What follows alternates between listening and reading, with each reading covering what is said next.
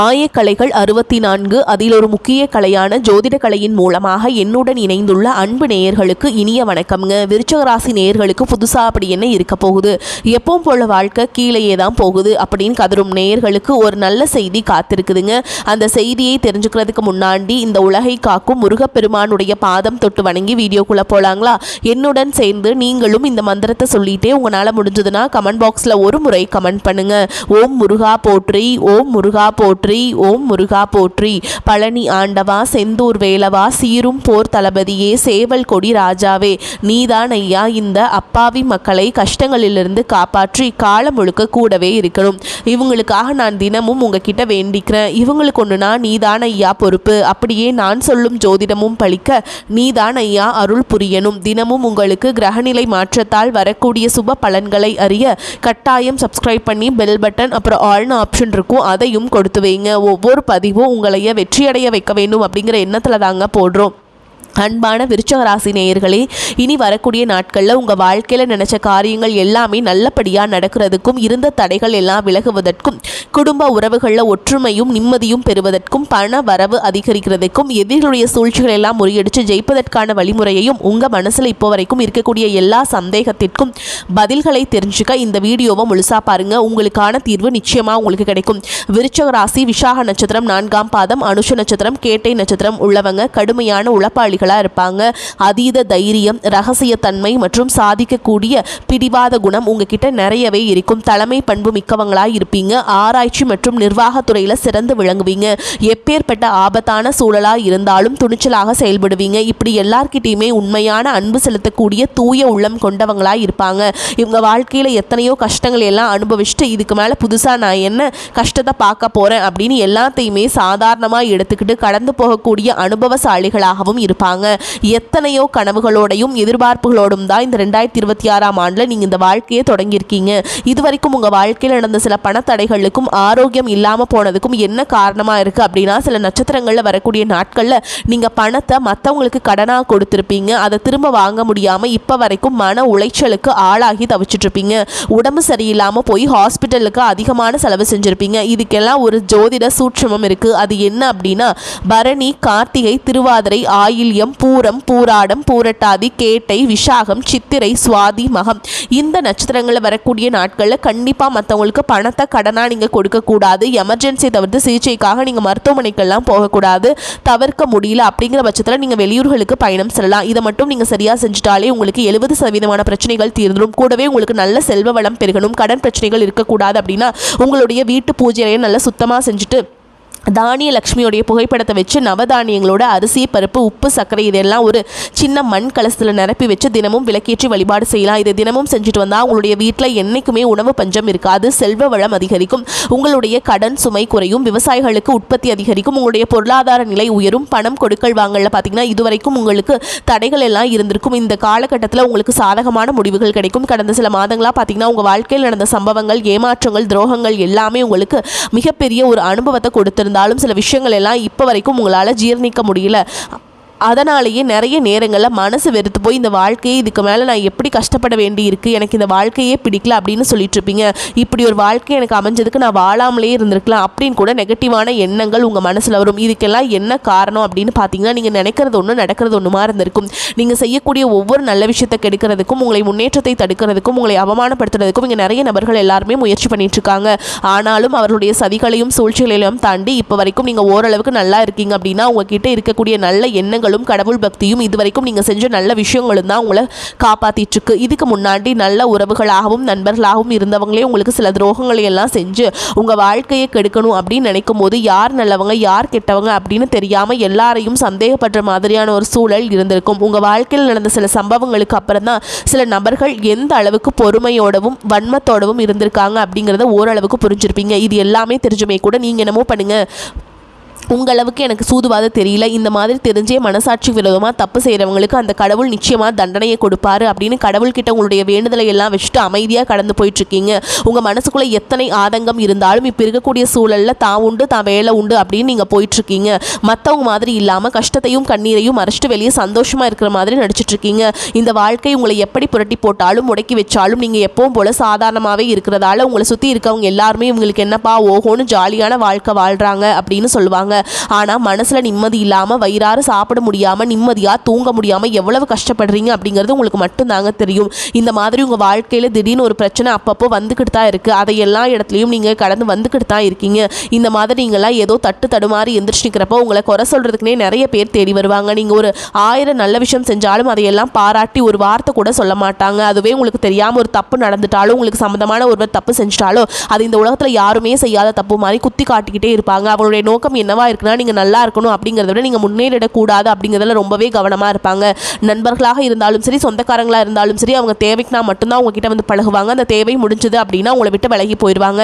இப்படி மற்றவங்களுக்காக எல்லா விஷயத்தையுமே செய்யக்கூடிய உங்களுக்கு ஏதாவது ஒரு அவசரம் ஒரு உதவி தேவைப்படுது அப்படின்னா போய் நின்னா உங்களுடைய சூழலை புரிஞ்சுக்காம அவங்க 1000 கேள்விகளை கேட்டுட்டு அதுக்கப்புறமா சின்னதாக ஒரு உதவி செய்வாங்க. இதையெல்லாம் நினைக்கும் போது நீங்கள் எப்படி அவங்களுக்கு உதவி செஞ்சு ஏமாந்துருக்கீங்க அப்படிங்கிறது இப்போ தான் புரிஞ்சுப்பீங்க. இந்த வாழ்க்கையில் எப்படியாவது முன்னேறணும் அப்படிங்கிறதுக்காக தினம் தினம் கஷ்டப்பட்டு உழைக்கிறவங்க தான் நீங்கள். உங்களுடைய மனசாட்சிக்கு தெரிஞ்சு நீங்கள் யாருக்கும் எந்த கெடுதலையும் கஷ்டத்தையும் துன்பத்தையும் கொடுத்ததில்லை. ஆனாலும் உங்களுக்கு மட்டும் ஏன் இந்த மாதிரி கஷ்டங்கள் வருது பிரச்சனைகள் வருது அப்படின்னு பார்த்தீங்கன்னா நீங்கள் நல்லவங்களாக தான் இருக்கீங்க, நல்ல விஷயங்களை தான் செய்கிறீங்க. ஆனாலும் உங்களை சுற்றி இருக்கக்கூடிய மனிதர்கள் அந்த மாதிரி நினைக்கிறதில்ல. நீங்கள் என்னதான் பிரச்சனைகளையெல்லாம் தவிர்த்துட்டு வந்தாலும் ஏதாவது ஒரு சூழலில் பிரச்சனையும் கஷ்டமும் உங்களை தேடி வந்துக்கிட்டு தாங்க இருக்குது. ஆனால் இனி வரக்கூடிய நாட்களில் உங்களுக்கு சந்தோஷத்தையும் மன மகிழ்ச்சியும் கொடுக்கக்கூடிய ஒரு காலகட்டமாக இருக்குது. இதனால் வரைக்கும் பார்த்தீங்கன்னா உங்கள் வாழ்க்கையில் நடந்த கெட்ட விஷயத்தை எல்லாமே மறந்துடுங்க. இனி வரக்கூடிய நாட்களில் உங்களுக்கு எப்படிப்பட்ட நன்மைகள் எல்லாம் கிடைக்க போகுது, எந்த இடத்துல நீங்கள் கவனமாக இருக்கணும் அப்படிங்கிறத நீங்கள் மனசில் வச்சுக்கணும். ஓகேங்களா? சனியுடைய வக்ரநிவர்த்தியும் குருடைய வக்ர பயிற்சி, சுக்கிர பயிற்சி, சூரிய பயிற்சி, ராகுகேது பயிற்சி அப்படின்னு கிட்டத்தட்ட 5 பயிற்சி பலன்கள் எல்லாமே உங்களுக்கு இந்த 2026ஆம் ஆண்டு முழுமையான பலன்களை கொடுக்க போகிறாங்க.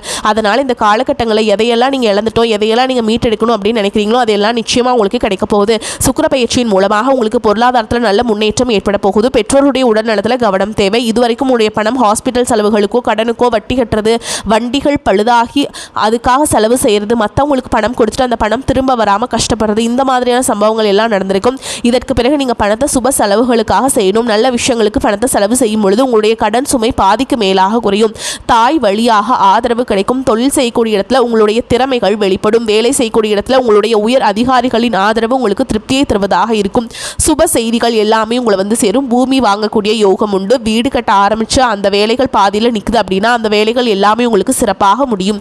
உடன் பிறப்புகளின் திருமண முயற்சிகள் கைகூடும். தீய வாகனங்கள் வாங்குறதுல ஆர்வம் காட்டுவீங்க. தொழிலை எதிர்பார்த்ததை விட கூடுதலான லாபம் கிடைக்கும். ஆரோக்கியம் சீராகி உற்சாகத்தோடு எல்லா வேலையுமே செய்வீங்க.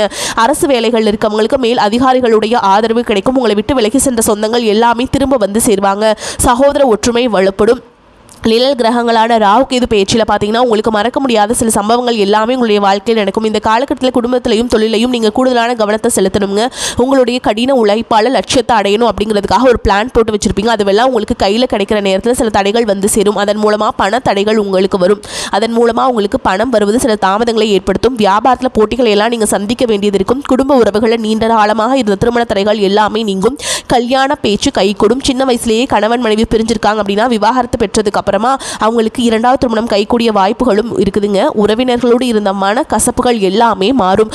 ஆரோக்கியத்தில் உங்களுக்கு இந்த பாதிப்புகள் குறையும். அரசு வழியில் சில சிக்கல்கள் உருவாகும். தன்னம்பிக்கையும் தெய்வ நம்பிக்கையும் அதிகமாக தேவைப்படும். இந்த காலகட்டத்தில் ஆரம்பத்தில் உங்களுடைய வளர்ச்சிக்கு காரணமாக இருந்தவர்களே உங்களுடைய வளர்ச்சியை பார்த்து பொறாமைப்பட்டு எதிரிகளாக மாறக்கூடிய சூழலும் இருக்கு. குடும்ப தலைவிகளுக்கு குடும்ப உறுப்பினர்களாலேயே சில தவறான புரிதல் மற்றும் அளவுக்கு அதிகமான சிந்தனையால் மன அழுத்தம் அதிகமாகி உடல் ஆரோக்கியம் பாதிக்கப்படும். உடல் பருமன் அதிகமாகக்கூடிய சூழல் இருக்கு. சின்ன சின்ன விஷயத்துக்கெல்லாம் கோபப்படுவதை தவிர்க்க வேண்டும். இந்த மன அழுத்தத்தை குறைக்கிறதுக்கு ஆன்மீக வழிபாடு அவசியம். தியானம் செய்யறது, யோகா பண்றது, தன்னுடைய உடல் நலம் எவ்வளவு அவசியம் அப்படிங்கிறத சுயமாக புரிஞ்சுக்கிறதன் மூலமாக இந்த பிரச்சனைகளை எல்லாம் தவிர்க்கலாங்க. நீங்கள் கணவனாக இருந்தாலும் சரி, மனைவியாக இருந்தாலும் சரி, உங்களுடைய வாழ்க்கை துணை மேலே அதிகமாக அன்பு காட்டுங்க. அவங்க எந்த விஷயத்தை செஞ்சாலும் அதில் இருக்கக்கூடிய நல்ல விஷயத்தை சொல்லி பாராட்டுங்க. சில நேரத்தில் உங்களுக்காகவே அவங்க மெனக்கட்டி ஏதாவது ஒரு விஷயத்தை செய்வாங்க. அந்த விஷயத்தை நீங்கள் பாராட்டும் பொழுது அன்பு அதிகரிக்கும். அன்பு அதிகரிச்சதுன்னா சின்ன சின்ன குறைகள் கூட உங்கள் 2 பேருக்குமே தெரியாது.